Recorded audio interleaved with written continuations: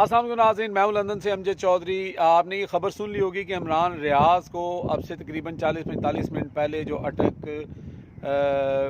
की मजिस्ट्रेट की जो अदालत थी उससे उनको रिहाई तो मिल गई। सारी रात उनका केस चलता रहा और आखिरकार उनको रिहाई मिल गई। लेकिन जो ही उनको रिहाई मिली, साथ ही उनको चकवाल पुलिस जो है, उनकी जो एलीट फोर्स थी, उनके जवानों ने उनको फिर एक दफ़ा फिर जो है वो गिरफ़्तार कर लिया एक और मुकदमे में। आपको याद होगा कि कल जो मैंने व्लॉग किया था उसमें मैंने बताया था कि ये जो 17 मुकदमे उनके ऊपर हुए हैं, इन तमाम मुकदमों के अंदर बारी बारी उनको गिरफ़्तार किया जाएगा। असल मकसद ये है कि जो अदालत थी इस वक्त अटक की, उसने तो इस केस को झूठा और इसको उड़ा दिया कि ये बोकस है, इसमें कुछ भी नहीं है, और उनको रिहा कर दिया। लेकिन बात यहाँ पर ये नहीं है। बात यह है कि जो केस हो जाते हैं उनको आपको भुगताना पड़ता है।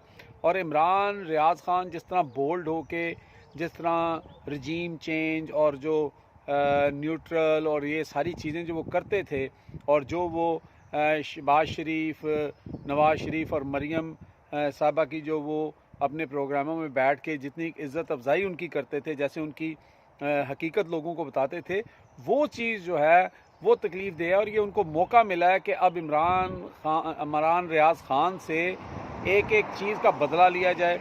अब ईद जो है वो आई खड़ी है और मुझे बिल्कुल इसमें कोई शक नहीं लग रहा कि इमरान रियाज खान को इस बार ईद जो है वो उनके घर वालों के साथ नहीं करने दी जाएगी। लोग तमाशा देख रहे हैं, दिन ब दिन नफ़रत जो है वो बढ़ती जा रही है।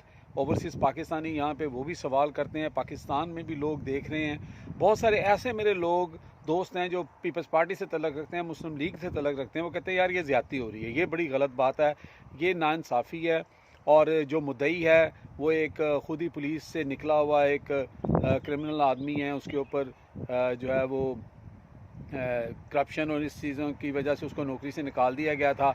ऐसा बंदा जो है वो ज़्यादा बड़ा मुहब्ब वतन है और उसके कहने के ऊपर लोगों के ख़िलाफ़ गद्दारी का पर्चा दर्ज किया जा रहा है। अगर ये पाकिस्तान है तो फिर पाकिस्तानियों को ये पाकिस्तान मुबारक हो।